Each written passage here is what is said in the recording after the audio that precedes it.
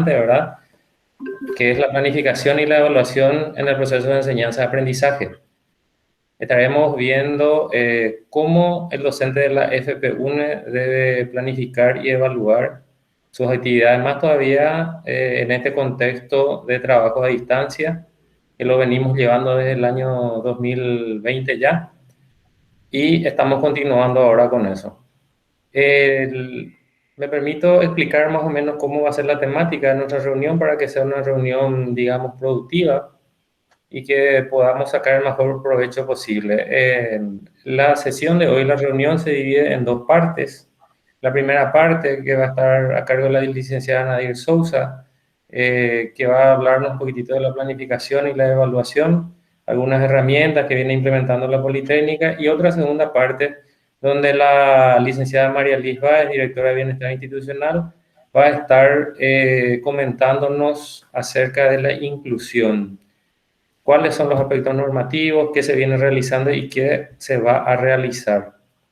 Antes de empezar, a mí me gustaría cederle el uso de la palabra al señor vicedecano, al ingeniero Walter Duarte, para darles la bienvenida y dar inicio a nuestro taller.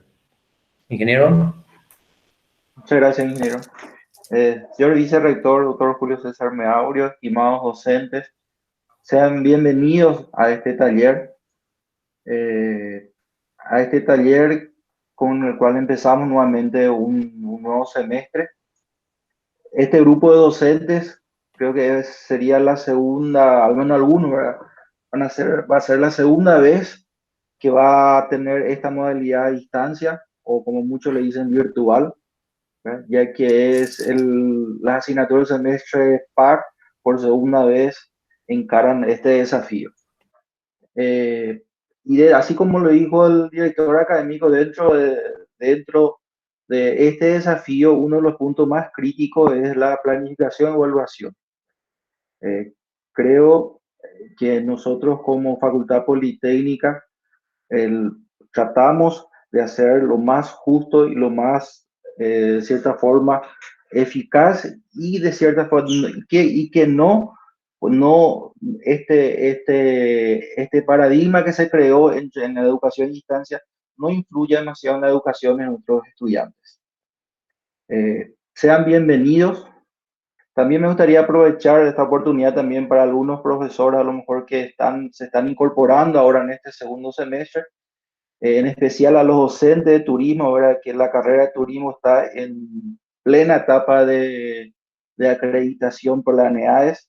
Toda la documentación ya fue entregada y oportunamente se le estará avisando la época, la fecha en que vamos a recibir los pares evaluadores. Tengo entendido que una parte a distancia y otra parte va a ser presencial.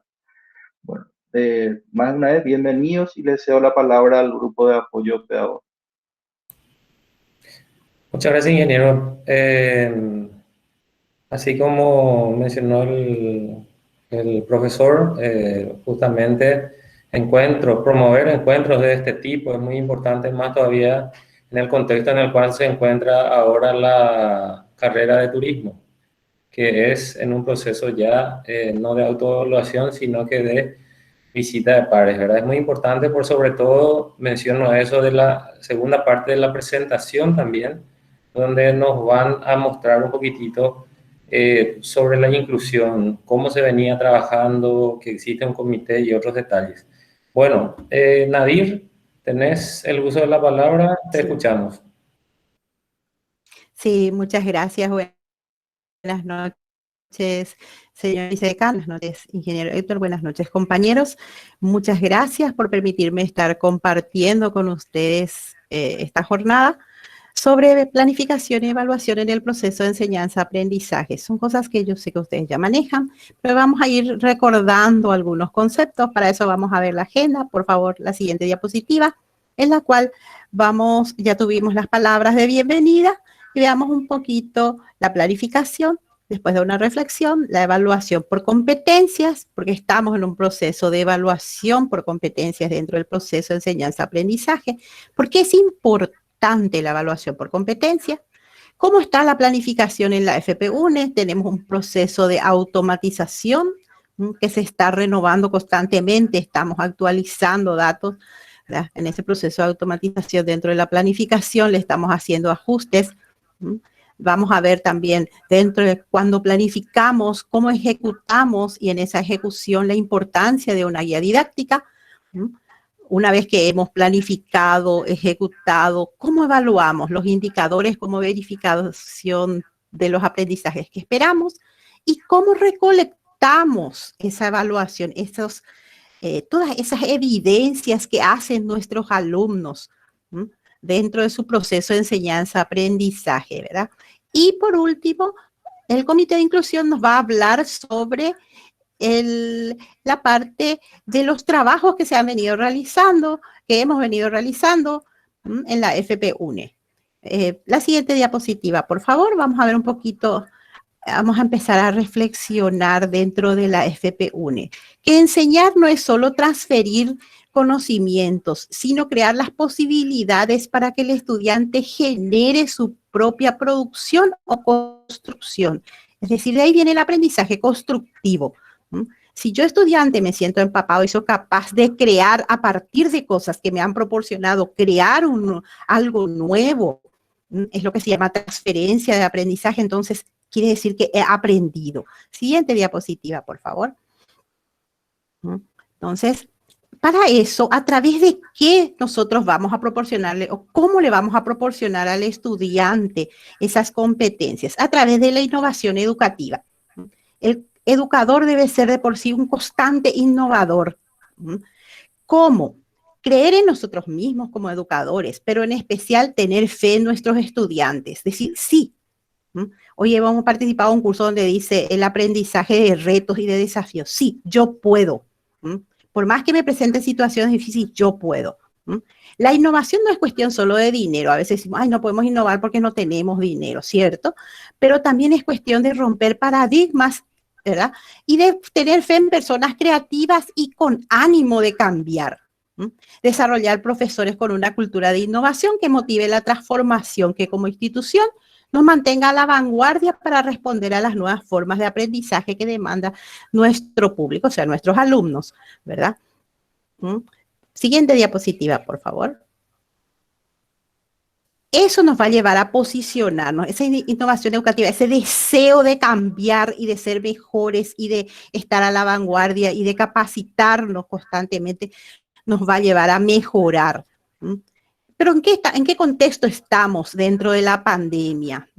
Estamos en lo que es la educación híbrida, según la ley del Poder Ejecutivo y la resolución del CONES 2921, que establece las pautas generales para la aplicación e implementación del protocolo para la opción de clases semipresenciales híbridas en instituciones de educación superior, en las universidades, institutos superiores, que están sujetas a la ley 4995/13 de educación superior, aprobado por el Ministerio de Salud Pública y Bienestar Social, ¿verdad? ¿Y qué es híbrida?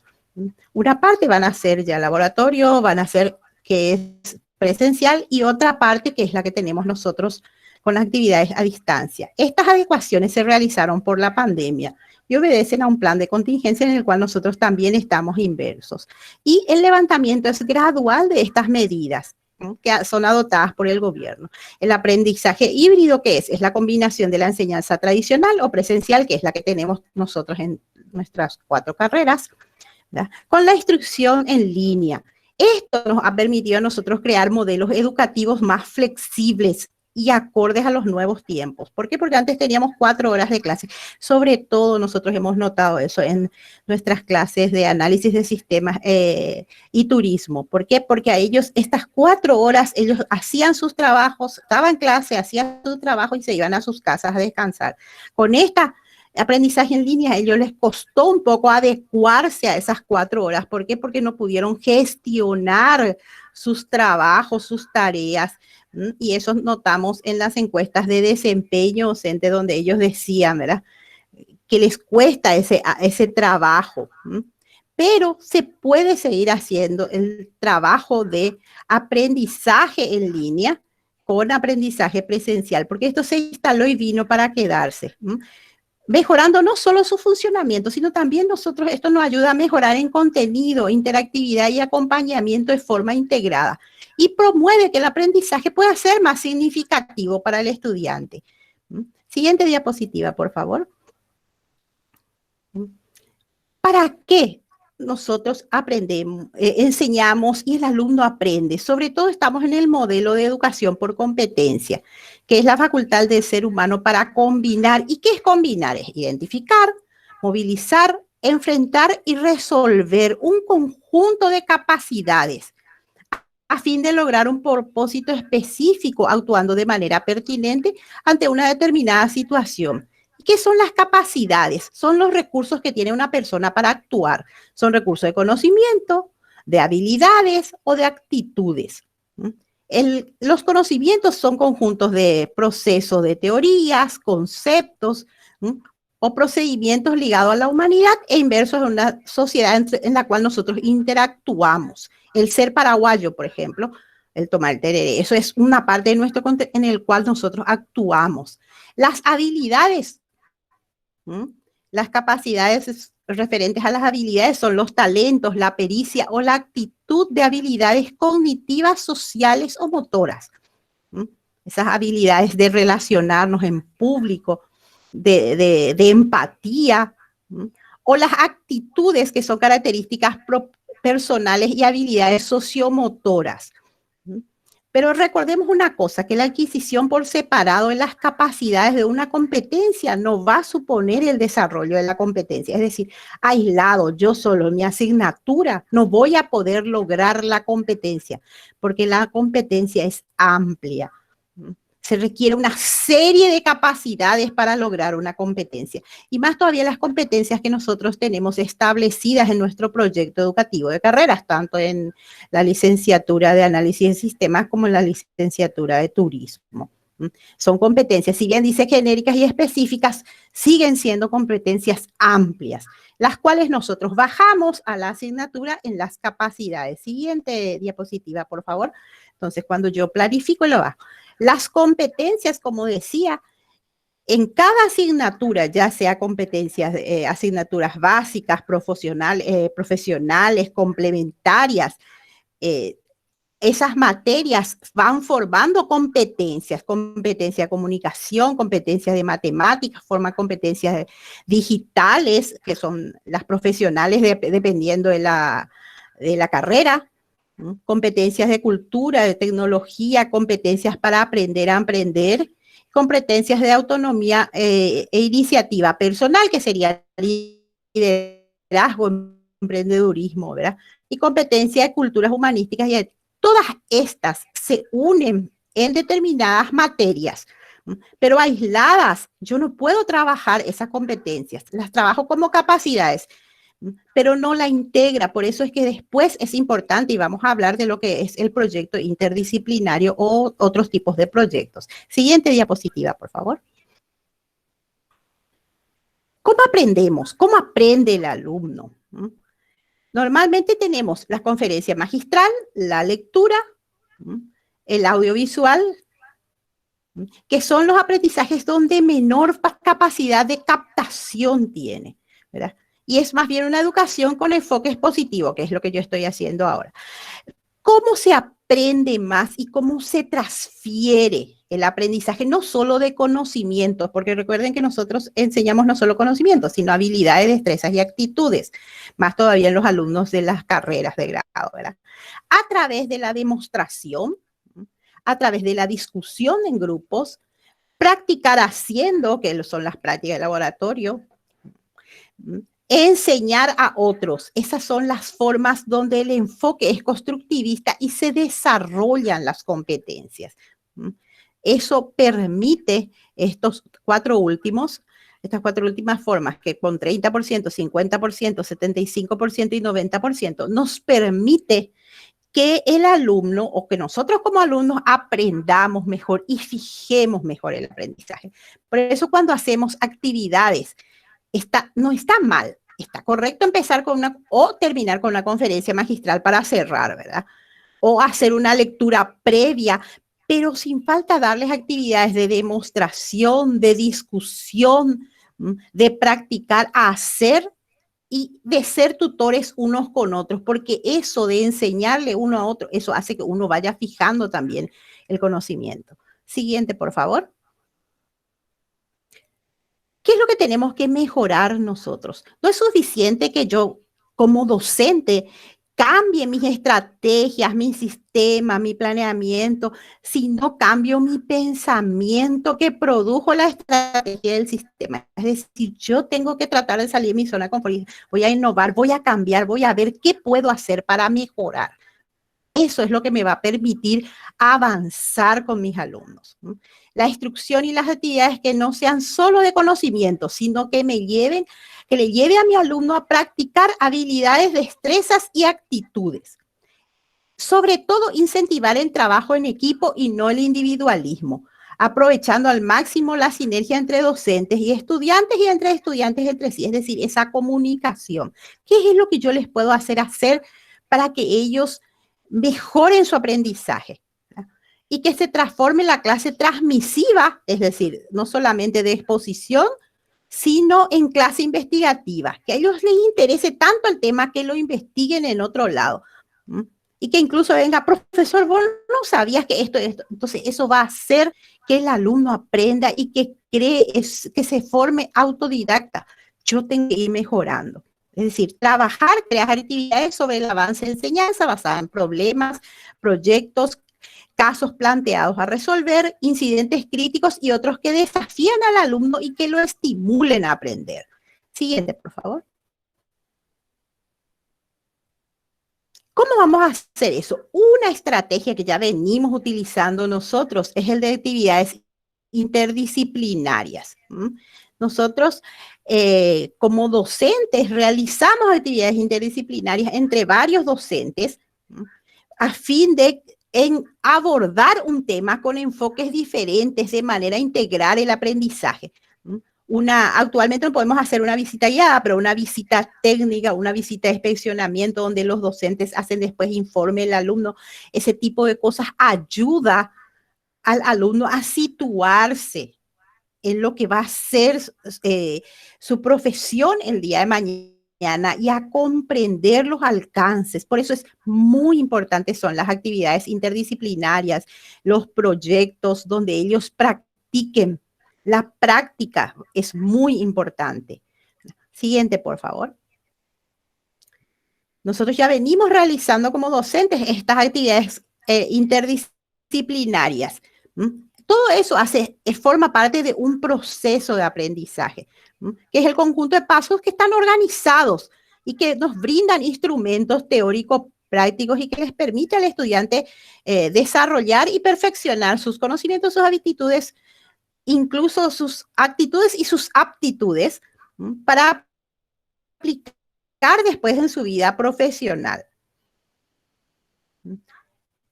¿Qué tenemos que hacer y qué tenemos que tener en cuenta? Primero, el aprendizaje es un proceso. Es difícil que en un solo semestre logremos, como les dije, una competencia. A veces nosotros que somos los docentes somos muy ansiosos y somos muy de crearnos la ilusión de que vamos a conseguir cosas y después nos frustramos cuando nuestros alumnos no alcanzan el nivel que esperamos. O al contrario, ¿verdad?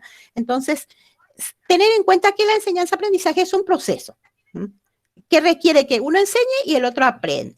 Ambos debemos conocer el objetivo de aprendizaje. Por eso que es importante que cuando voy a dar la clase o cuando se va a dar la clase, el alumno sepa de antemano de lo que se va a hablar. ¿Verdad? Organizar y animar las situaciones de aprendizaje, hacer que los alumnos se impliquen en su aprendizaje y desarrollo de actividades y trabajar en equipos. El trabajo en equipo facilita muchísimo el aprendizaje siempre y cuando se den indicaciones o indicadores claros para trabajar en equipo. Que no sea uno nomás el que trabaje, sino que se establezcan los indicadores y vamos a hablar después de indicadores, ¿verdad? Trabajar para actividades interdisciplinarias en equipos de profesores y utilizar la tecnología. Organizar y evaluar las actividades de los alumnos e intensificar para lograr aprendizajes esperados. Siguiente, por favor. Profesor Dechia, parece que, o María Dechia, parece que alzó la mano, no sé si. El buen Discúlpame, sí, Nadir, y una aclaración para todos. Ahí por el mensaje se está avisando, nuestra temática va a ser al término de la exposición, al término de la segunda parte de la exposición, donde vamos a hablar de inclusión, vamos a estar respondiendo las preguntas y pueden realizarlo por el chat. sí, justamente para que vayan escribiendo. Eso quería mencionar para que no se moleste, la profe le avise. El buen profesor que debe identificar los resultados esperados, es decir, ver cuáles son las competencias que yo tengo que lograr este semestre con mis alumnos. Empecemos por ahí. Una vez que yo sepa las competencias y las capacidades que yo tengo que lograr en mi asignatura, planificar las experiencias de aprendizaje. Eso va a ser la planificación por competencias que ya nosotros voy a hablar enseguida, ya tenemos automatizado. Y determinarlas, una vez que he planificado, ejecutar. Una vez que ejecuté, determinar la evidencia aceptable, es decir, buscar todas las evidencias, tener todas las evidencias a mano y evaluar el proceso y el producto del proceso de enseñanza-aprendizaje. ¿A través de qué? De indicadores de logros esperados. Por eso es que cuando hacemos planeamiento, y voy a pasar enseguida, en la siguiente diapositiva, por favor, voy a pasar a hablarles entonces de estas partes, que son las competencias, las planificaciones. ¿A través de qué estamos haciendo eso? De la automatización, de la planificación. Nosotros desde el periodo tenemos ya, desde la resolución del 21 de enero del 2021, resolución número 16, por la cual se aprueba la implementación y el uso del sistema informático para la presentación en línea de planeamiento de cátedras y el registro de desarrollo de clases de las carreras de grado y proceso de admisión de la AFP UNE a partir de este primer periodo 2021. Y ahora estamos en el periodo 2022, en el cual trabajamos en un planeamiento automatizado.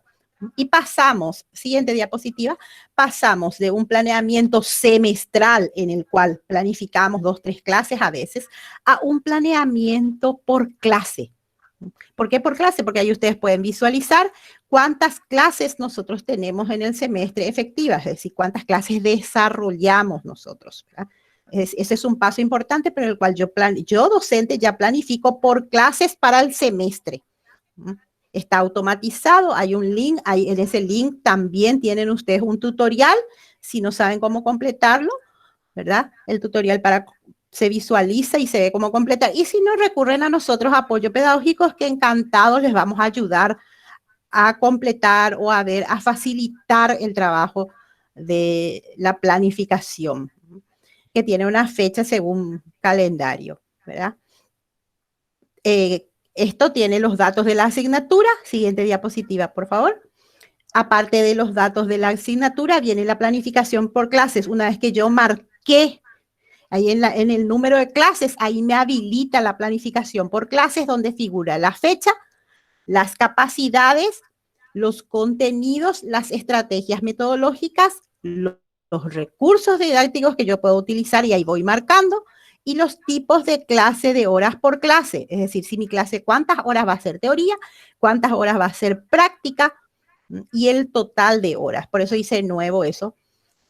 Y también vienen las unidades. ¿De qué unidad a qué unidad yo voy a desarrollar? Yo puedo solo puedo de 1 a 1 o puedo ser de 1 a 2. Y ahí coloco cómo voy a desarrollar. Después vienen la evaluación de la unidad, los indicadores, o la evaluación de la clase también, porque eso lo estamos haciendo por clase, donde vienen los indicadores y las técnicas e instrumentos evaluativos. Siguiente diapositiva, por favor. En la siguiente ustedes van a poder visualizar la fecha, la capacidad, los contenidos programáticos, las estrategias metodológicas que se han decidido, los recursos didácticos a emplear y los tipos de horas clase que voy a utilizar yo, docente, los indicadores que voy a evaluar de acuerdo a las actividades y a los contenidos que voy a desarrollar, y las técnicas o estrategias de evaluación. Entonces, eso me permite a mi docente tener bien claro el panorama de lo que yo voy a utilizar. Siguiente, por favor. Posteriormente tengo la parte de evaluación, trabajos prácticos, examen final, Y también siguiente, por favor. Tengo la parte de primera parcial y segunda parcial. ¿Qué hago yo con esta primera parcial? Yo coloco qué tipo de procedimientos evaluativos voy a utilizar. Si voy a utilizar prueba escrita, si voy a utilizar mapas, esquema, etcétera. Y también los indicadores que voy a utilizar. Esos indicadores ya pueden ser seleccionados de los indicadores de las diversas clases que yo he desarrollado. Cuando yo docente desarrollo y tengo los indicadores, una vez que evalué mi clase con los alumnos, puedo fijarme cuáles son los indicadores que los alumnos no han logrado. Por eso después vamos a hablar, por ejemplo, de la lista de control o cotejo y de las rúbricas. Y si yo voy evaluando por clase, yo puedo saber ahí si mis alumnos, cuáles son las cantidades de indicadores que mis alumnos no han logrado, qué capacidades de acuerdo a esos indicadores no han logrado. Yo refuerzo, intensifico eso, y que aquellos que no han sido logrados, eso aparece en la prueba. Y aquellas que son básicas, es decir, ¿qué competencias básicas tiene que tener mi alumno para poder ser promovido? Eso es lo que coloco en mi primera y en mi segunda parcial. ¿Por qué? Porque recuerden que nosotros tenemos el sistema de exoneración. Y si yo no mido con los alumnos en la primera y en la segunda parcial, y mi alumno exonera y exonera con lo mínimo, puede ser que la capacidad no haya sido bien aprendida. Por lo tanto, la competencia tampoco. Entonces, para asegurar eso, la constante intensificación hace que el alumno vaya aprendiendo. Siguiente, por favor. ¿Dónde? Una vez que yo he terminado de hacer esto, porque después viene la bibliografía, yo cierro mi planeamiento como docente y al cerrar mi planeamiento me habilita automáticamente el registro de cátedra, que ya me aparece con la fecha de planificación, con los contenidos probables que yo he desarrollado, ¿verdad? Con las estrategias y los recursos. Y si desarrolló el auxiliar o desarrolló el docente o desarrolló el auxiliar o conjuntamente con el auxiliar, ¿verdad? Y me aparece una casilla de observaciones si yo quiero completar con algún dato que necesito completar. Y yo voy como docente, voy marcando eso. Es decir, se automatizó la planificación y se automatizó el registro de cátedra. Y eso facilita muchísimo el trabajo del docente. Y también un montón de insumos de papel, ¿verdad? Al tener todo automatizado, ¿verdad? Entonces, eso hace que nuestra labor sea más tranquila. El cargado es el que nos lleva tiempo, pero después ya nos facilita la tarea docente. Nuestra tarea es crear la planificación y pasarla, ¿verdad? Y ejecutarla, por supuesto. Siguiente, por favor.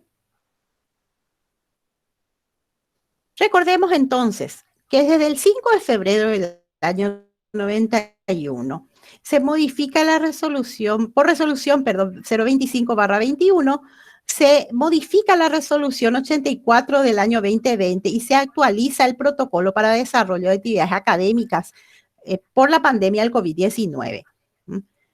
¿Cómo se hace esto? A través de varias fases. Son 4 fases en total. La primera fase es la capacitación pedagógica. La segunda fase es el desarrollo de actividades a distancia, que es lo que estamos ejecutando nosotros. Planificación y desarrollo de actividades, registro de actividades docentes, trabajos finales y proceso de admisión. La tercera fase es la administración de exámenes parciales y finales, que están todos reglamentados. Esto todo se encuentra en la página web de nuestra facultad. Y la cuarta fase es el seguimiento y ajuste, ¿verdad? Siguiente, por favor. Todo esto de que yo he hablado está reglamentado, tiene resolución. El año pasado, cuando en marzo, después de tener clase, un día nos entramos a la pandemia, nuestras autoridades se dedicaron a pensar, ¿qué hacemos? ¿Cómo solucionamos? Se crea un plan de contingencia, ¿verdad? Y se empieza a trabajar. Se empieza a trabajar y aparece la resolución número 143/2020, por la cual se aprueba el instructivo de cómo planificar una clase en plataformas virtuales de la Facultad Politécnica de la Universidad Nacional del Este, Esto está también en la página web desde el año pasado, ¿verdad? Existe todo un instructivo del cual ustedes fueron recibiendo después flyers, fueron recibiendo imágenes. Hasta tenemos las etiquetas, por ejemplo, que es el comportamiento de los alumnos en una clase virtual. Siguiente, por favor. Es decir, tenemos todo reglamentado mediante un instructivo, la organización de una clase virtual para los docentes, cómo deben organizar su aula, la metodología que se va a adoptar, porque pasamos de una metodología deductiva en la cual yo docente me iba y explicaba, hoy la lección va a ser tal, y explicaba la lección, escribía o les mostraba algo, es decir, deductiva, a una clase inductiva, en la cual yo coloco un material y después me reúno en videoconferencia y después explico. Es decir, se cambia el paradigma, entonces tiene que haber existieron una serie de orientaciones para las clases a distancia, desde encabezamiento de exámenes, cómo van a ser las presentaciones en PowerPoint, los modelos de guías de actividades, los modelos de examen usando formulario Google. También tenemos cómo planificar a distancia, los requerimientos para la educación a distancia, los instructivos para la elaboración de materiales y las normas que deben utilizar los alumnos, que nosotros le llamamos etiquetas. Siguiente, por favor, Alice. Es decir, todo eso está ¿dónde? ¿Dónde encontramos estas cosas en formato editable? En la página web. La página web de la facultad, entramos en docentes, en materiales pedagógicos, y ahí vamos a encontrar en formato que nosotros podemos descargar y visualizar. Cualquier cosa, si por ahí no pueden, no duden, nos escriben apoyo pedagógico y nosotros les pasamos gustosos. Siguiente, por favor, Alice.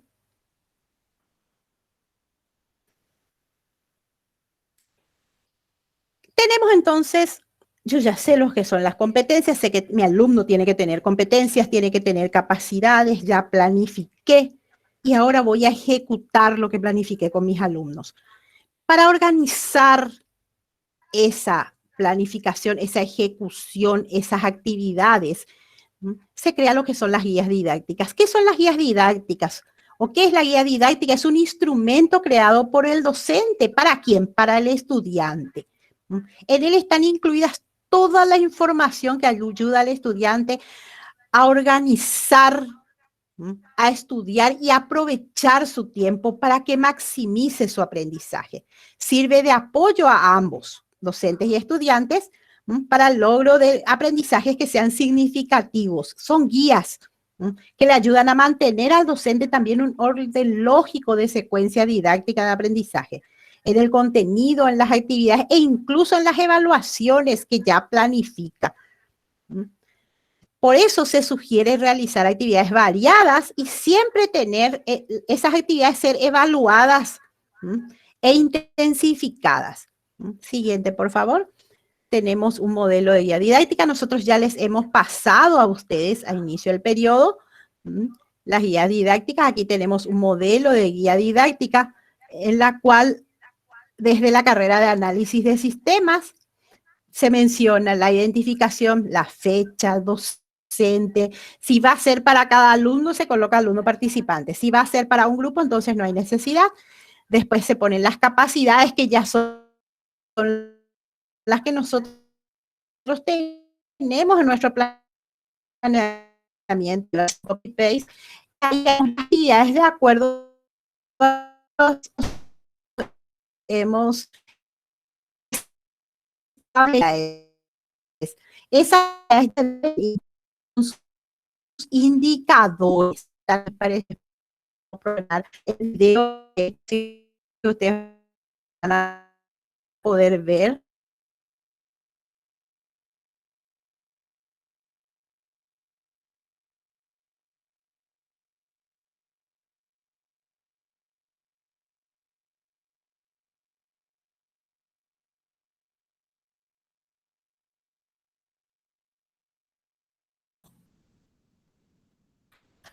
Nadir, creo que se cortó tu señal.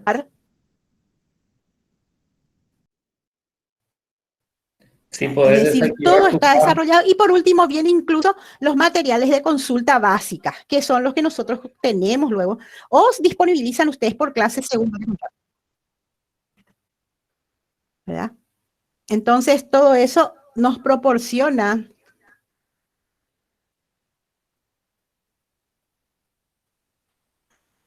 Hola, ¿me escuchan? Te Hola, estamos ¿me siguen escuchando, escuchando? Nadir. Escuché nomás ahí algo, entonces todo Ahora sí, esto hace, Nadir, hace rato no salía. Ahora sí, bueno, profe. bueno, qué bueno. Entonces, toda esta Sí, guía profe. didáctica, ¿qué nos va a permitir? Nos va a permitir sistematizar nuestro proceso, que nuestro proceso le sea claro al alumno, que el alumno nos diga, ¿qué es lo que tenemos que hacer? Porque aquí está bien detallado lo que él tiene que hacer y está bien detallado cómo yo docente voy a evaluar cada clase. Y eso me va a permitir a mí también, cuando llegue a la parte de evaluación, sistematizar a través de esos indicadores. Siguiente, por favor, Alice. En la siguiente ustedes van a ver la lista de cotejos ¿verdad? Que tiene relación con esos indicadores que yo había colocado ahí, ¿verdad? Entonces, es una lista de control que sigue a esa guía de aprendizaje. Es decir, esa guía de aprendizaje se da, tengo la lista de alumnos una vez que ellos enviaron la tarea, ¿verdad? Entonces, yo con esa lista de control, yo chequeo, ¿verdad?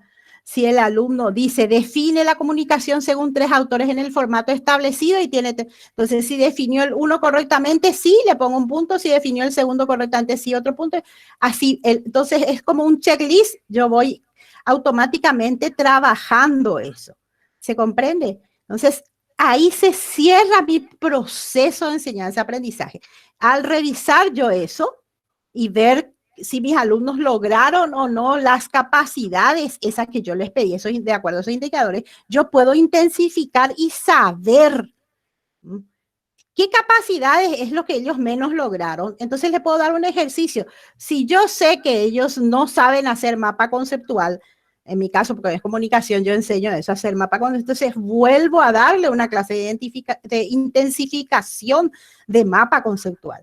Es decir, estas listas, estos instrumentos me permiten a mí tener un panorama más claro que lo que yo estoy enseñando realmente el alumno está aprendiendo. Siguiente, por favor, Alice. Hablemos un poquito de la resolución número 085 del barra 2020, por la cual se aprueban las pautas de evaluación a través de las plataformas digitales ante la pandemia del COVID-19 y de la resolución del 11 de mayo del 2020, resolución número 88-2020, por la cual se aprueban las pautas y orientaciones académicas para asignaturas que requieren prácticas ante la pandemia del COVID-19. ¿Verdad? Siguiente, por favor. Estas resoluciones nos hablan de instrumentos de evaluación para que yo pueda juzgar las evidencias de aprendizaje. Es decir, planifiqué, ya sé lo que es competencia, planifiqué de acuerdo a las competencias, ejecuté de acuerdo a las competencias, realicé los indicadores, pero tengo que juzgar la evidencia, ¿verdad? Ese juzgamiento de las evidencias de aprendizaje son para evidenciar el logro de las competencias que se recopilan a través de acciones, o sea, actividades y tareas. Se utiliza para ello la técnica de recolección de datos, la observación, el registro y las pruebas. Cabe al docente, de acuerdo a las características de cada materia o asignatura, decidir la distribución de la recopilación de las evidencias. ¿Sí? ¿Qué tipo de evidencias voy a utilizar yo? Eso me compete a mi docente. Apoyo pedagógico les brinda toda la ayuda para ustedes. Me dice, profe, yo quiero saber esto un poco, ¿con qué puedo evaluar? ¿Verdad? Pero el docente es el que decide porque es el que conoce a fondo el contenido de su asignatura. Y existe, por ejemplo, para las evidencias de conocimiento, puedo tener pruebas escritas, orales, abiertas, cerradas, ensayo, evidencias de tipo de procedimiento o de hacer, puedo guardar los audios y videos, testimonios, registros de observaciones. Si son evidencias del ser, es decir, de sus actitudes, puedo tener un registro de actitudes, puedo tener pruebas de actitudes, autovaloración o sociodramas. Eso para la gente que trabaja más con empleodomismo, liderazgo, psicología, donde se trabaja más las evidencias del ser y las actitudes. Eso no escapa a que nosotros en otras materias también utilicemos eso, solo que tal vez le vamos a dar menor porcentaje de valoración con respecto a aquellas competencias más básicas. Después tenemos las evidencias de productos, los proyectos, los informes finales, las creaciones y los servicios prestados. Ahí, estas son las evidencias que yo recopilo. Siguiente, por favor. ¿Para qué? ¿Cómo? Para hacer las ponderaciones de los parciales, trabajos finales en nuestra facultad. ¿En qué nos basamos? En el reglamento interno, en la versión del 2016, donde nos dice que los trabajos prácticos pueden consistir en trabajos de laboratorio, visitas y giras de estudio, preparación de monogramas, exposiciones orales, resolución de problemas, presentación de informes de escritos y defensas de esos informes y otros trabajos. Es decir, el propio reglamento interno me da la capacidad a mí de docente de establecer qué tipo de actividades les voy a dar a los alumnos, y a eso le llama trabajo práctico. Es decir, trabajo práctico, que es donde el alumno practica las capacidades y las competencias. Esa ponderación de trabajos prácticos, de pruebas parciales y de pruebas finales, nosotros la tenemos por reglamento interno de acuerdo a una opción A, una opción B y una opción C, que casi todos conocen, pero voy a mencionar nomás otra vez para las personas que son nuevas. En la opción A, el primer parcial es 20% de bonificación, el segundo parcial 20%, no hay trabajo práctico, no hay laboratorio, y ahí el 60% es en la prueba final. El total va a ser 100, por supuesto. En la opción B tenemos el 15% de bonificación para la primera parcial, el 15% de bonificación para la segunda parcial, el 10% de bonificación para trabajos de clase o trabajos prácticos, ¿verdad?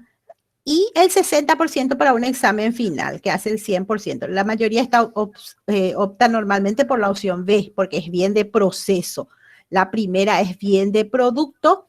La opción A es bien de producto, donde las parciales se convierten, si el alumno llega a la final y no exonera, se convierten en proceso. Si no, son automáticamente de producto. Y la opción C, que es 10% en la primera parcial, 10% en la segunda parcial, no tiene trabajo práctico. ¿Por qué? Porque la práctica la realiza en laboratorio.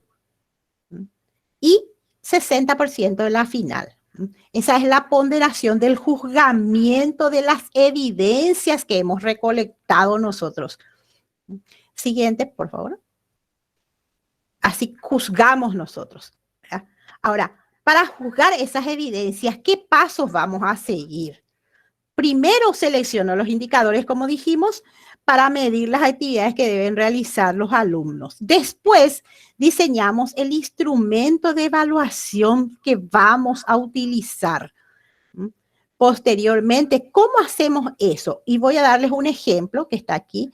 La actividad es redacta un resumen de un texto dado. ¿Cuáles son los indicadores que yo voy a tener en cuenta cuando el alumno redacte ese resumen? Identifica las ideas principales del texto, ordena y tiene congruencia en la exposición de ideas y argumentos, tiene claridad, precisión, brevedad, originalidad en el resumen, usa las reglas ortográficas y tiene redacción de estilo y concordancia en el texto que está redactando, ¿verdad? Entonces, todos esos indicadores, ¿a través de qué yo voy a puntuar? Y puedo puntuar a través de una rúbrica o una lista de cotejo. Una lista de cotejo es si no, y vamos a ver enseguida, y una rúbrica es para cantidad, para calificar cuantitativamente, y una rúbrica es para calificar cualitativamente. Veamos un poquito ahora. Siguiente, por favor. La recopilación de evidencias según estilos de aprendizaje. Como les dije, de conocimiento puede ser la técnica formulación de preguntas. Yo puedo recoger el conocimiento de los alumnos a través de formulando preguntas, que puede ser cuestionarios, una guía de entrevistas, pruebas escritas o pruebas orales. Así yo recopilo la información del alumno, ¿verdad? La evidencia de desempeño ya tiene que ser a través de la observación, ya sea de proceso o de producto, ¿verdad? Como a través de un análisis de desempeño, puede ser una rúbrica, una matriz o una lista de cotejo, o un registro de trabajos grupales, o una escala de actitudes si se trata de actitud de lo que yo quiero medir, por ejemplo, la actitud del grupo o de un alumno que trabaja en grupo. O puede hacer un análisis de las tareas del caso del cuaderno del alumno, ¿verdad? Preguntas sobre procedimiento, organización, organizador gráfico, etcétera. Y las pruebas que son para medir proceso y producto, que pueden ser pruebas orales, pruebas escritas, objetivas, de ensayo o de respuesta libre. Es decir, todas estas evidencias pueden ser recopiladas a través de diversos instrumentos. Y les invito a ustedes, si me dicen, profe, yo quiero hacer prueba oral, pero eso tenemos que practicar. Como me dijo un profesor, yo quiero hacer prueba oral, pero profe, si usted va a hacer prueba oral para su parcial o para su final, ya tiene que practicar en clase, aunque sea una unidad, practique para que el alumno esté familiarizado con el sistema de realización de pruebas. Para que eso no sea un impedimento para que el alumno saque una nota mala porque desconoce el procedimiento. Y entonces no va a ser por error de conocimiento, sino va a ser por error de procedimiento. Entonces eso nosotros tenemos que descartar. Por eso siempre cuando vamos a elegir la evidencia y la técnica y el instrumento, tenemos que practicar antes. Siguiente. Para que al alumno no le tome sorpresa y eso no sea un impedimento. Veamos un poquito ahora entonces la resolución número 144 del año 2020, del 30 de julio, por la cual se actualiza la resolución del decanato 119 del año 2014 y se aprueba el procedimiento e instrumento que evidencia el aprendizaje, capacidades y competencias de la FP-UNE. Aquí están especificadas la lista de cotejo y de control, la rúbrica y el portafolio de evidencias y las recomendaciones técnicas para utilizar estos materiales. El portafolio de evidencias, que puede ser digital o puede ser físico, en el cual yo voy recopilando las evidencias de los alumnos que me permitan hacer un juzgamiento objetivo de esas evidencias. Siguiente. Veamos un poquito y enfaticemos la lista de cotejo o la lista de control, también le llamamos. Nosotros otros le llaman checklist, ¿verdad? Que es un instrumento para evaluar las competencias. Es la técnica que se utiliza para registrar, como dije hace rato, cuando ya di el ejemplo, la presencia o la ausencia del comportamiento del estudiante. Aquí solamente yo mido cantidad, hizo o no hizo.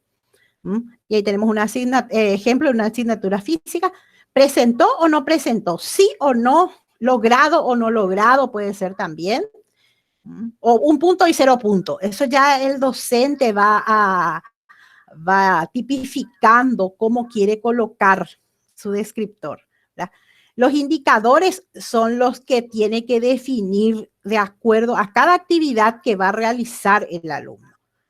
Entonces, si ustedes tienen dudas en escribir estos indicadores, pueden comunicarse con nosotros y nosotros les ayudamos. De todos modos, en la web ustedes colocan por ejemplo, mapa conceptual, lista de cotejo para evaluar, o trabajo en grupo, lista de cotejo para evaluar, o lista de cotejo para evaluar física, como yo puse acá.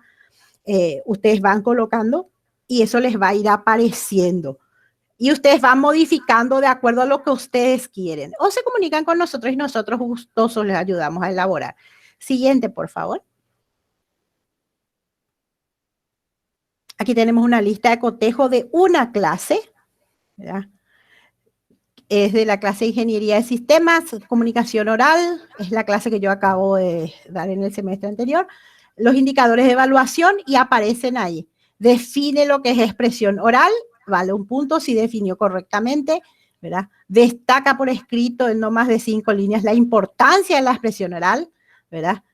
Realiza un mapa conceptual y va teniendo sus puntajes, como ustedes ven los indicadores acá abajo y allá abajo está el número del alumno, la cédula de identidad, el apellido, el nombre, los indicadores que van de 1 a 11 y debajo están los puntajes de cada indicador, ¿verdad? Que es parecido al que yo les había mostrado hace rato con la guía didáctica para que ustedes tengan una idea de cómo se ejecuta.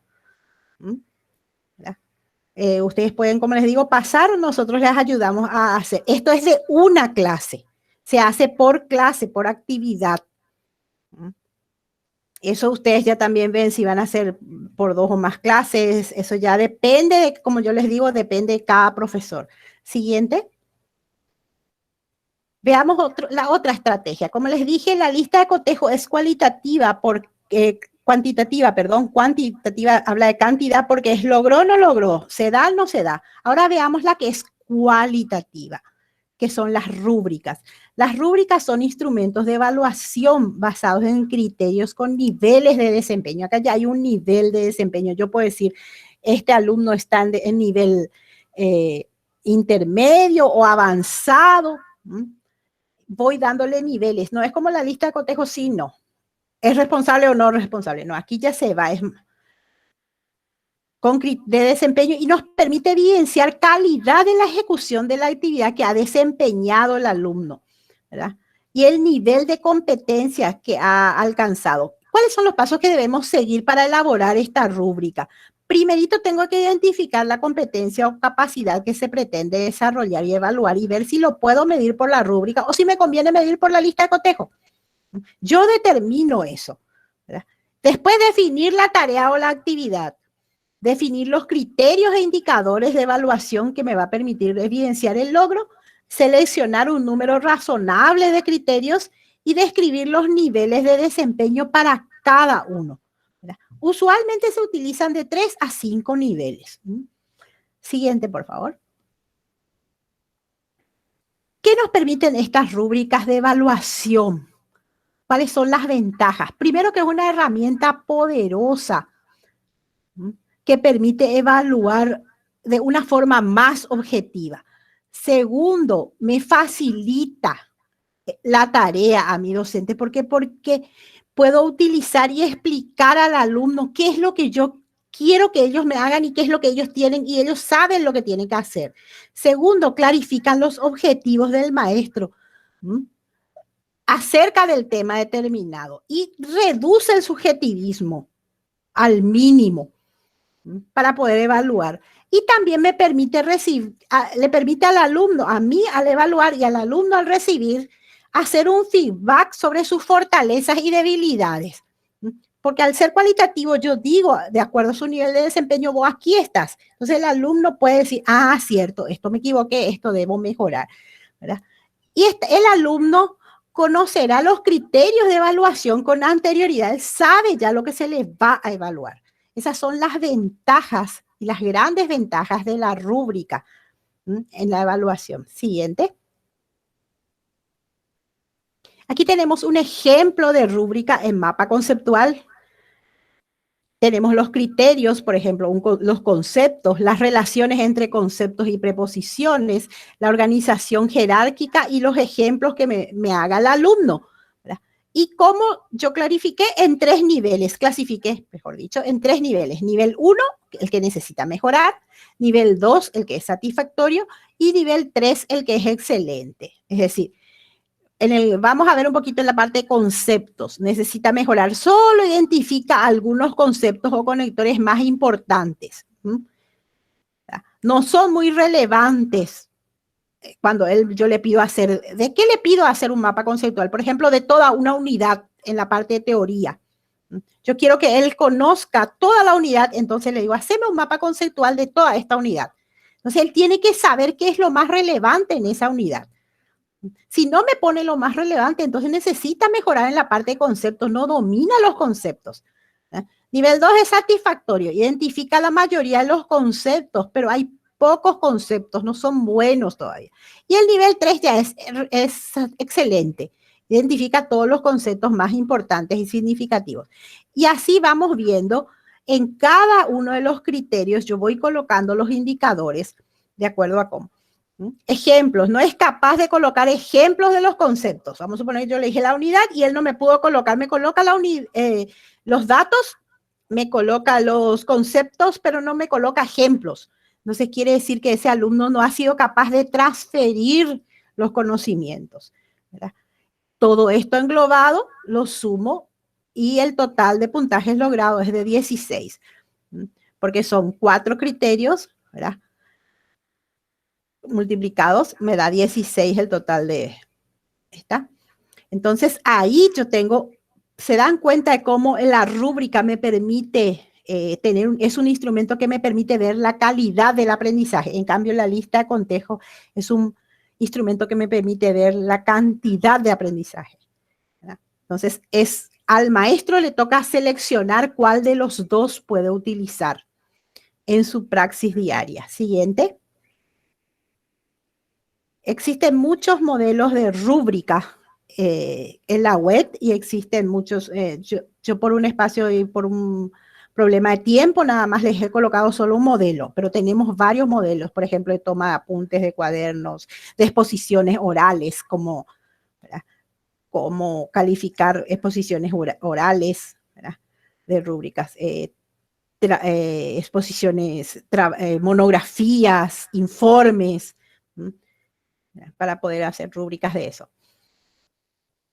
Veamos un poco ahora. Yo he recopilado la información, he juzgado la información, ya tengo el puntaje, he tomado las pruebas y me pide el coordinador o la coordinadora de la carrera que yo le envíe las evidencias de mi aprendizaje, ¿verdad? Y ahí nosotros nos empezamos los docentes a desesperar, decimos, ¿qué hacemos? ¿Verdad?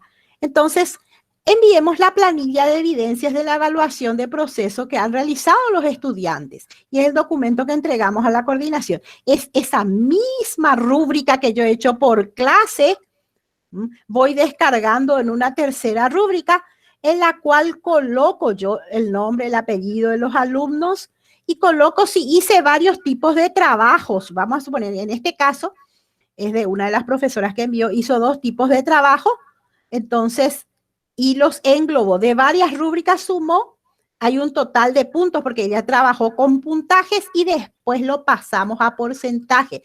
¿Por qué lo pasamos a porcentaje? Porque en la facultad nosotros nos regimos por porcentaje. Recuerden que las calificaciones, cuando vimos el reglamento interno, estaban dadas en porcentaje. Entonces la última columna debemos añadir nosotros porque el que está el aprobado es por clase. Entonces ahí no aparece la columna de porcentaje, pero esta es una planilla resumen de cada clase en la cual yo voy resumiendo los trabajos hechos, sumo los puntajes y lo paso al porcentaje. Por eso siempre le van a pedir en la coordinación, agregame la columna de porcentaje, porque porcentaje es lo que a ellos les sirve. Siguiente, por favor. Aquí tenemos la lista de cotejo, por ejemplo, porque se usó solo lista de cotejo, de recopilación de puntajes de varias clases para entregar a la coordinación. Tenemos la identificación, la primera parte, la carrera, la asignatura del profesor, el tipo de las capacidades logradas, ya está la capacidad general, ya no están las específicas. Los contenidos que pueden ser más largos, probablemente sea más largo acá, ya por una cuestión para que nos entre todo, nomás los acortamos. Todos los indicadores que se midieron de grande en las clases, ¿verdad? Siguiente, por favor. Vamos a visualizar la planilla. Y aquí tenemos la planilla, nombre, apellido y los indicadores con sus puntajes, el total de puntos logrados y el porcentaje. Entonces, eso es lo que yo entrego a coordinación, un resumen de todas las evidencias puntuadas que yo realicé con los alumnos.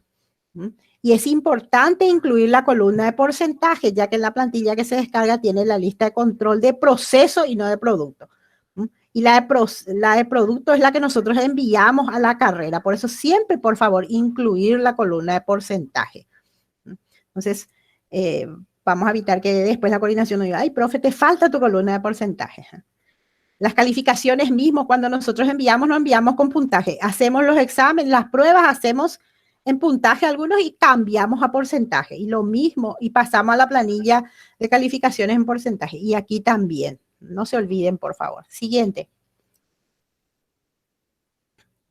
Ahora quisiera hablarles de la resolución número 54/2021, por la cual se aprueba la actualización de la resolución número 145/2018 del Consejo Superior Universitario de la UNE, que aprueba el programa de evaluación de desempeño docente de la Universidad Nacional del Este.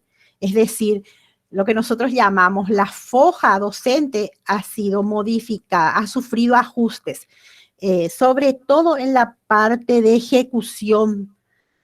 ¿Se acuerdan que antes faltábamos, si había 2 actividades o 3 actividades y faltábamos en una, ya llevábamos 0%, entonces ahora eso se ha modificado. Necesita una nueva escala. Y siguiente, y ha cambiado también, se redujeron, ¿verdad?, los índices, los criterios. Siempre continúa el porcentaje de 80-20, 80 para los criterios institucionales y 20% para el criterio de valoración de los estudiantes, pero se sacaron varios criterios que después de ser analizados veíamos que ya no tenían necesidad de estar. Entonces, esto también está socializado en la página web de la facultad para que ustedes entren un poquito a mirar, se puede revisar, se puede descargar, para que ustedes manejen cómo es el desempeño, cómo se evalúa el desempeño, nuestro desempeño, porque yo soy docente también, cómo se evalúa nuestro desempeño y de dónde se sacan las evidencias, porque así como nosotros recolectamos las evidencias para calificar para medir la competencia de nuestros alumnos, también la gente de apoyo pedagógico, la gente de las coordinaciones, recolectan las evidencias de las tareas de ustedes. El planeamiento, el registro de cátedras, los proyectos interdisciplinarios, las asistencias a las capacitaciones, todo eso son recolectados y son juzgados en base a un porcentaje para colocar o para dar el desempeño, lo que nosotros llamamos la foja docente, ¿verdad? Entonces, siguiente, por favor. Con esto, yo doy por finalizada mi disertación y les quiero dejar con una reflexión final. Puedes enseñar a un estudiante una lección un día, pero si le enseñas a aprender creando la curiosidad en él, continuará el proceso de aprendizaje durante toda su vida. Esta está hecha, es una versión que está hecha por Clyde Berford, ¿verdad? Y con esto me despido. Muchísimas gracias por su atención, el apoyo y dispuestos a servirles. Y le doy paso al ingeniero Héctor para que presente a la profe María Liz, dejándole este mensaje. El principal objetivo de la educación es crear personas capaces de hacer cosas nuevas y no solamente repetir lo que las otras generaciones hicieron. Le pertenece a Jean Piaget. Muchas gracias. Hasta luego. Muchas gracias, Nadir. Gracias por la presentación. Bueno, estamos muy bien de tiempo. Quisiera presentar a la licenciada María Liz Báez, directora de Bienestar Institucional. Ella va a estar hablando un poquitito sobre inclusión, no solamente como su rol de directora, sino que también va a estar en su rol de coordinadora del Comité de Inclusión de la Facultad Politécnica. Profe María Liz. Sí, muy buenas noches, muchísimas gracias. Entonces quería contarles un poquito acerca del programa de inclusión en la FP UNE, Educación para Todos con Excelencia y Calidad. Venimos realizando varias acciones y todas estas acciones son llevadas a cabo a través de un comité que fue conformado. Quien les habla, la licenciada María Liz. Yo soy la coordinadora de este comité y también están los miembros que siempre me acompañan, que son la licenciada Nadir Sousa, ella es la coordinadora de apoyo pedagógico, y también el ingeniero Guillermo Achar, que es el director de extensión. Entonces, contarles un poquito acerca de las normativas vigentes, tipos de discapacidad, algunas acciones realizadas y implementación de algunas estrategias.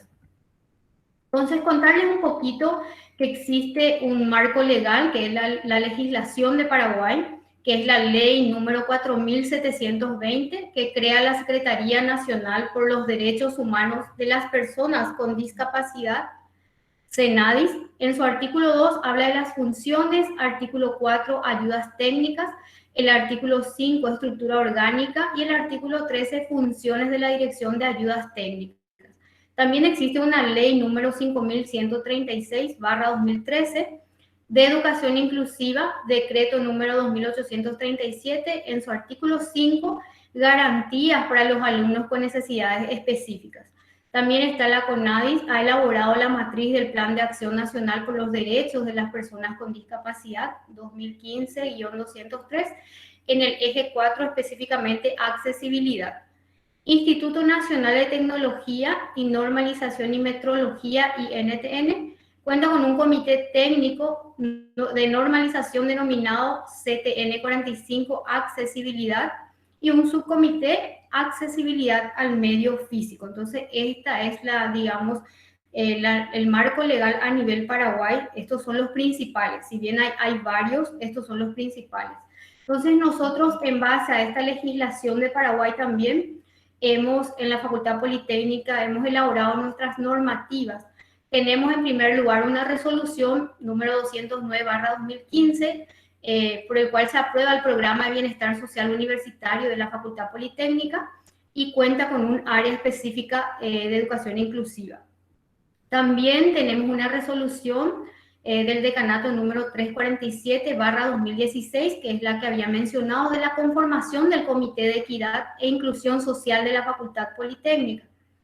También tenemos un programa de inclusión de personas con discapacidad denominado FPUNE, Educación para Todos con Excelencia y Calidad, aprobado por resolución del decanato número 172/2020, justamente fue creado para poder enmarcar nuestras acciones.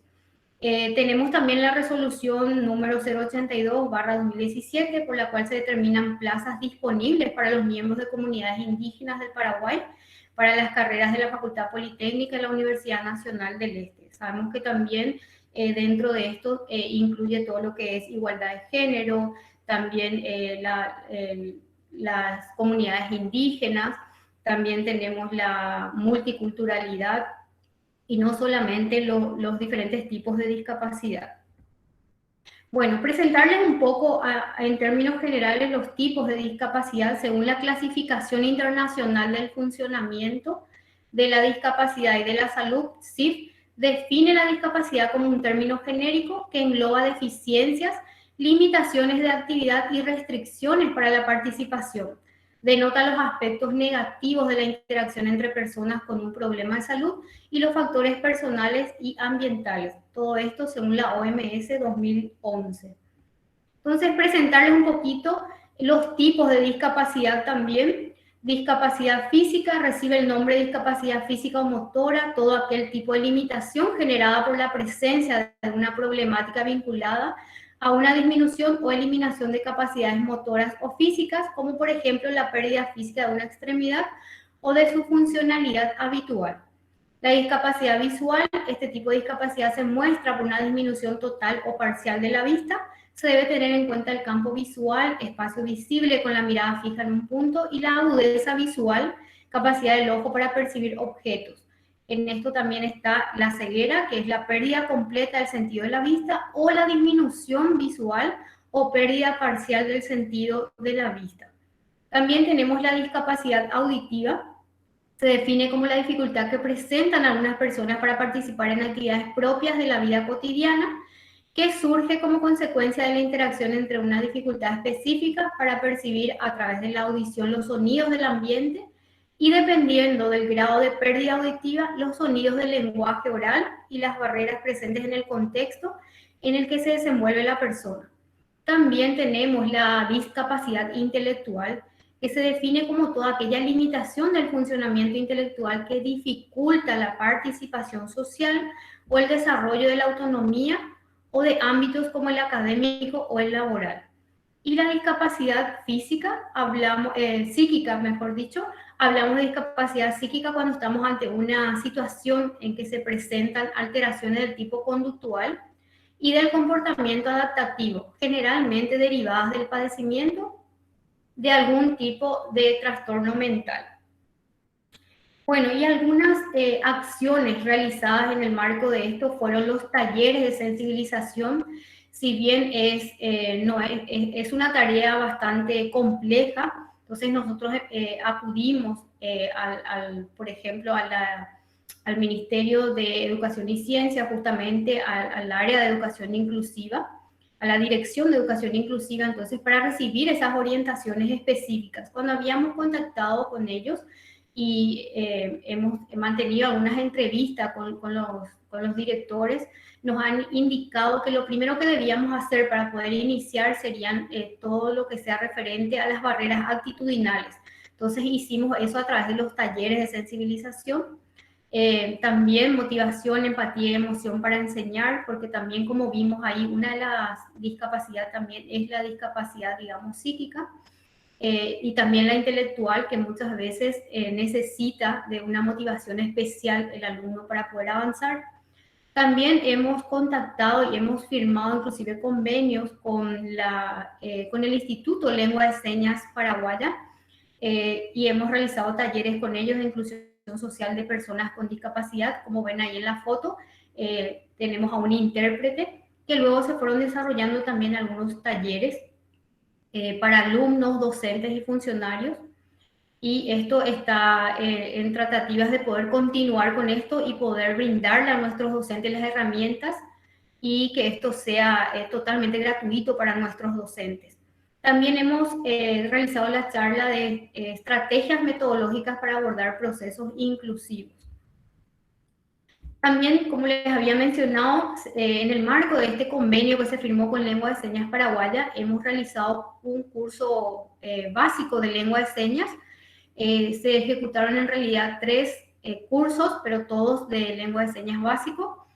Y esto fue abierto al público, pero tenía costo. Entonces, lo que estamos trabajando fuertemente, y próximamente vamos a estar anunciando que estos cursos se van a seguir desarrollando, y creo que esta vez va a ser a distancia por lo que estamos viviendo, y también que sean totalmente gratuitos para nuestros docentes.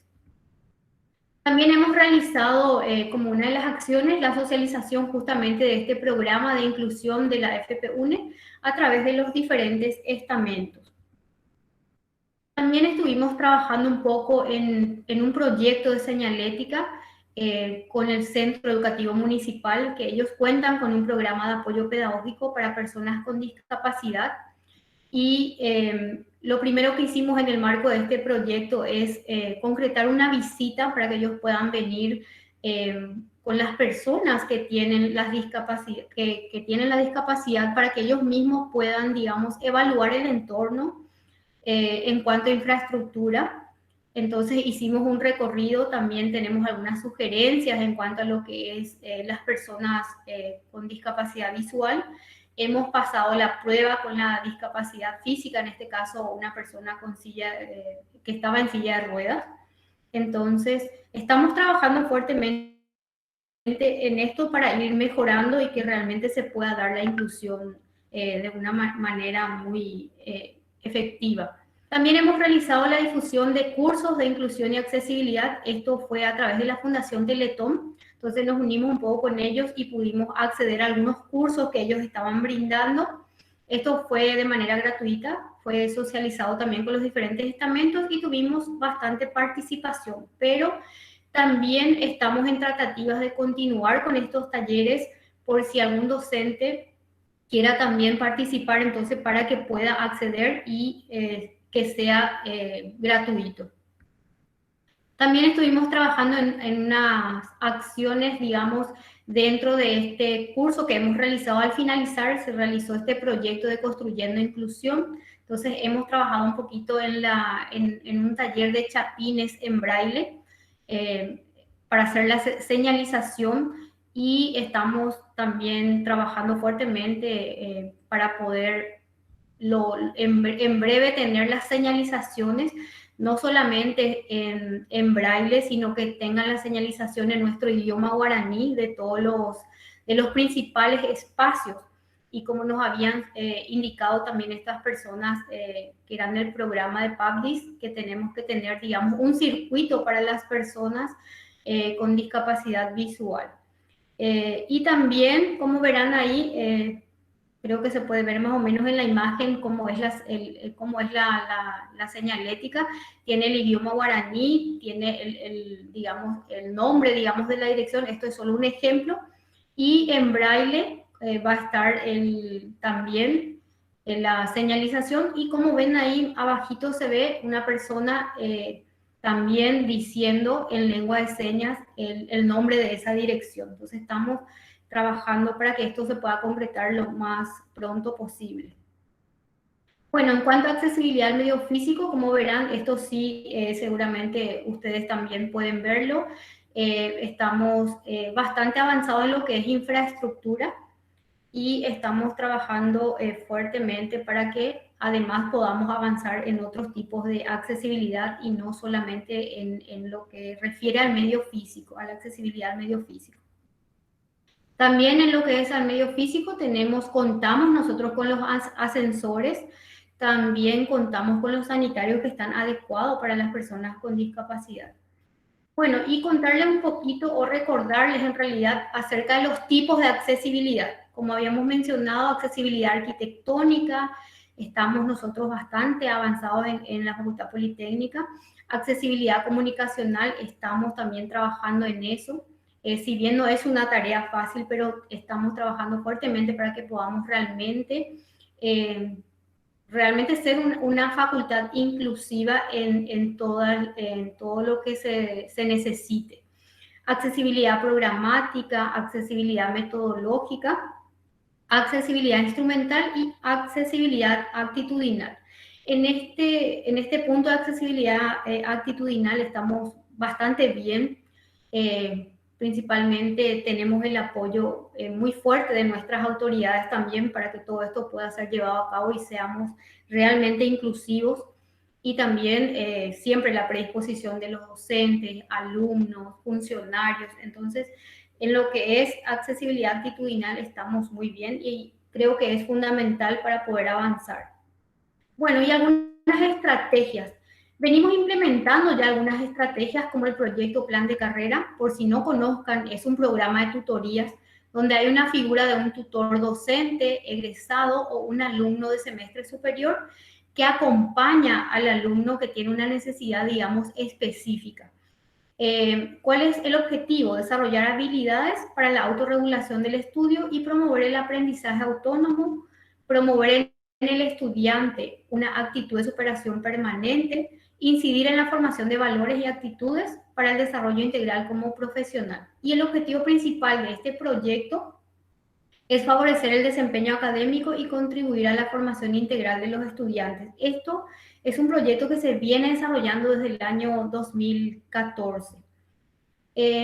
Si bien esto ya se venía desarrollando y nace un poquito, digamos, con los criterios de ayudar a aquellos alumnos que tenían cantidad excesiva de aplazos y reloj académico por vencer, entonces es como que hoy queremos darle también otro enfoque para poder convertir este proyecto también en una herramienta preventiva. Entonces lo que queremos hoy en día es también solicitar con estos criterios, pero agregar también otros o disminuir esta cantidad de aplazos y reloj académico para que realmente podamos nosotros encontrarnos con ese alumno en un tiempo donde podamos brindarles otras herramientas y queremos implementar un poco la aplicación de alguna batería de test para ver y detectar una necesidad específica del alumno, porque muchas veces no es solamente orientarles a que puedan ellos planificar mejor sus estudios, sino que tienen otras necesidades de apoyo más específicas. Entonces, tenemos también como otra estrategia de detección el relevamiento de datos o la estadística de los alumnos con discapacidad. Esto vamos a estar aplicando a todos los estamentos, pero hoy les presento un poco lo que es para alumnos. Entonces queremos hacer charlas también de sensibilización y principalmente donde podamos presentar a los alumnos también los tipos de discapacidad y las características para que realmente puedan llenar la encuesta de manera efectiva. Hemos hecho una prueba piloto de este cuestionario y a veces es como que no se comprende muy bien algunas cosas. por ejemplo, la discapacidad visual, el alumno cree que si no tiene una ceguera, no tiene discapacidad visual. Y bueno, y el uso del anteojo está dentro de una discapacidad visual también. Entonces, vamos a desarrollar estas charlas para explicar bien en qué consiste y en el transcurso de esa charla ya aplicar el cuestionario. Bueno, y es fundamental, nos dimos cuenta que sin el docente no podemos hacer nada, entonces el rol del docente para el proceso de inclusión es fundamental. Entonces es importante destacar el rol del docente en el aula para la detección de alumnos con necesidades específicas de apoyo, promoviendo su inclusión y el correcto desarrollo de todas sus habilidades y potencialidades. En el aula nosotros tenemos diferentes tipos de alumnos, una cantidad de alumnos con diferentes personalidades, caracteres, ritmos de aprendizaje, niveles de desarrollo y en especial diferentes perfiles neurofuncionales. ¿Qué significa esto?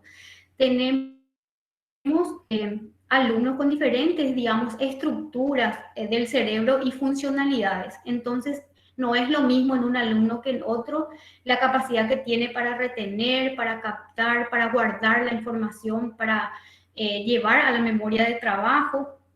Entonces, es muy necesario, muy importante que el docente, sabemos que el docente es un gran observador en su aula, entonces cuando de repente el docente detecta algo o hay alguna señal o tenemos, digamos, la sospecha de que el alumno está con algún problema o porque no está asistiendo a las clases, ya sean virtuales o a veces presenta los trabajos pero no asiste a clases. Entonces, tenemos que ver si no hay algún problema también de relacionamiento con los compañeros para los trabajos prácticos, en algunas ocasiones también alguna problemática en cuanto a relacionamiento con el docente. Y hoy en día también un factor no menos importante, bueno, son los problemas conductuales. Tenemos también algunas situaciones especiales en el sentido que estamos pasando por situaciones de duelo. Entonces, también saber que en este grupo de alumnos podría haber alguien así. Y como venimos también desarrollando las clases a distancia, podemos encontrarnos con personas que por ahí tienen alguna discapacidad y no estamos sabiendo porque no lo estamos viendo. Entonces, nada más insistir un poquito y agradecer también porque sabemos que es así. Hay muchos docentes que se acercan a la coordinación y mencionan alguna situación especial de sus alumnos para que se pueda dar seguimiento. Entonces, instar un poco a que esto continúe. En caso de detectar alumnos en situación de vulnerabilidad, como había mencionado, comunicar a la coordinación de carrera, quienes solicitarán a la instancia correspondiente el seguimiento personalizado. Entonces, ya para cerrar, nada más les traje esto, que es términos correctos y términos incorrectos. Lo correcto es persona con discapacidad, porque ha venido cambiando bastante, discapacitado, con capacidades diferentes. Bueno, en la Convención de los Derechos Humanos del año 2007 se ha fijado esto como persona con discapacidad es lo correcto, persona sin discapacidad y no persona normal, y él tiene una discapacidad o él está en situación de discapacidad. No él fue víctima o él padece, entonces está en situación. Persona con discapacidad intelectual o cognitiva y no mongólico o retrasado, o un montón de nombres que a veces uno le quiere dar. Entonces, también acá en la otra imagen mostrarles un poquito, cuando hablamos de igualdad, hablamos de algo igual para todos, pero lo que queremos lograr es realmente la equidad, es decir, algunas herramientas, cuando nos demos cuenta de que un alumno necesita algo un poco diferente, si podemos ajustarlo, también lo hacemos como docentes y sabemos que esto es así, pero seguir instando a que podamos principalmente observar todo esto en nuestros alumnos, o vemos algunos alumnos que tienen...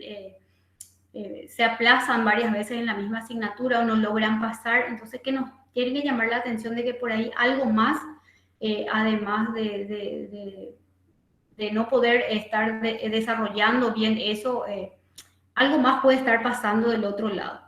Y lo que queremos lograr es la inclusión.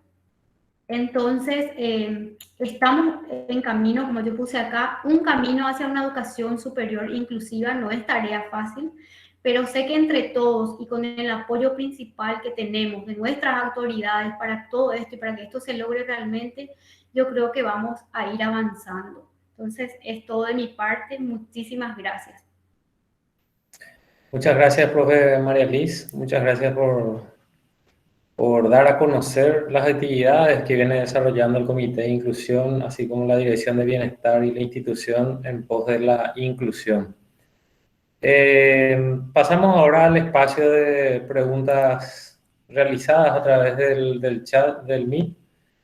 La profe Diana Ladaga había consultado, dice, ¿se prevé continuar con la entrega del planeamiento de esta manera en el futuro? Sí, totalmente, porque justamente la resolución que aprueba la utilización del planeamiento y el libro de cátedra en formato electrónico a través de un software derogó, perdón, la resolución anterior que establecía un modelo impreso. También de paso estamos contribuyendo con el planeta, ¿verdad? Tratando de disminuir la cantidad de papel que utilizamos. La profesora Norma Vera consultó, buenas noches, la Semana de la Juventud, ¿tendremos actividades? Esta es una pregunta para el planeamiento, dice. Ok, claro, como uno tiene que tener una previsión, ¿verdad? Si se va a usar o no esa semana para el planeamiento, para poder planificar actividades de enseñanza. Anterior a la pandemia se solía declarar por el Consejo Superior Universitario una semana de receso por los juegos.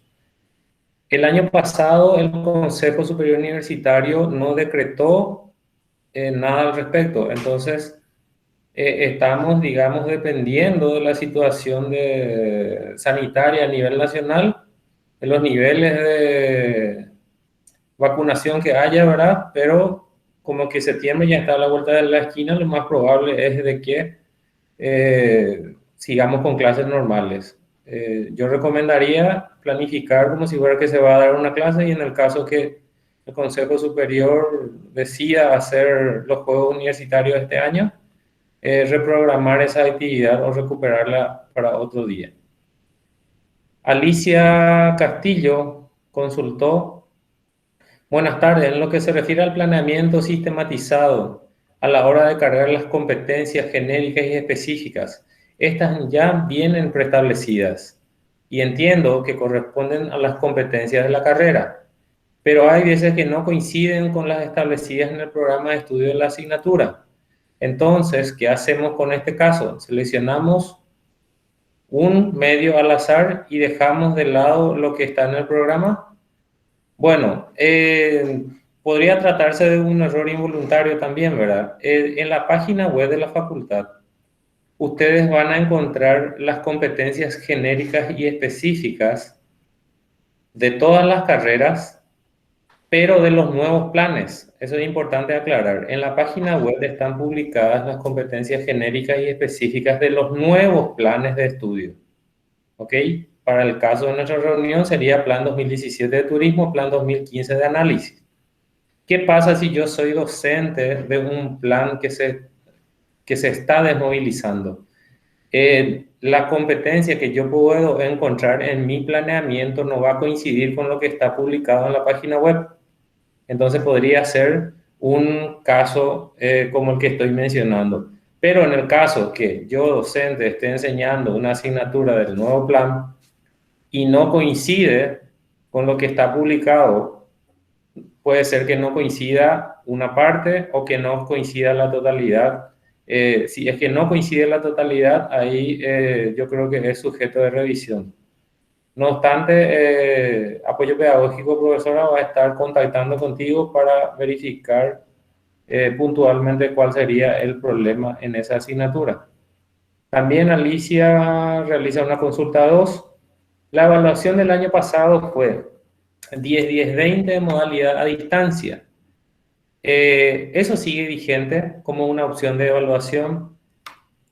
Bueno, es una aclaración a la profesora y a todos los presentes, ¿verdad? La resolución del decanato 025 que Nadir estuvo mostrando de este año del 2021, específicamente en el punto 2.1.8 del documento, habla de que 2.1.8, acá voy a buscar un ratito, 2.1.8. La ponderación de trabajos prácticos, dice, exámenes parciales y finales será seleccionada por cada docente en función a la naturaleza de la materia en concordancia con el artículo 54 del reglamento interno. ¿Qué quiere decir esto? Que el año pasado nosotros como que habíamos entrado en un formato de contingencia, ¿verdad? De actividades a distancia, se evaluó en un modelo 10-10-20, pero eso rige, o sea, se dejó sin efecto y ahora rige lo que dice el artículo 54 del reglamento interno, que es la modalidad A, B o C que Nadir estuvo exponiendo justamente dentro de su presentación el día de hoy.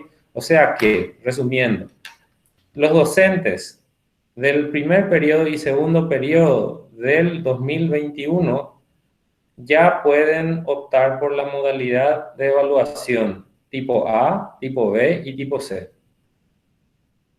A ver si tenemos más preguntas.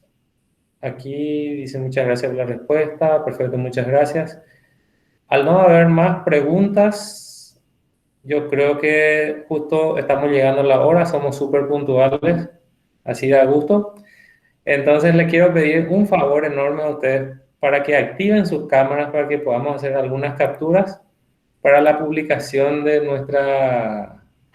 de la actividad de la fecha, por favor.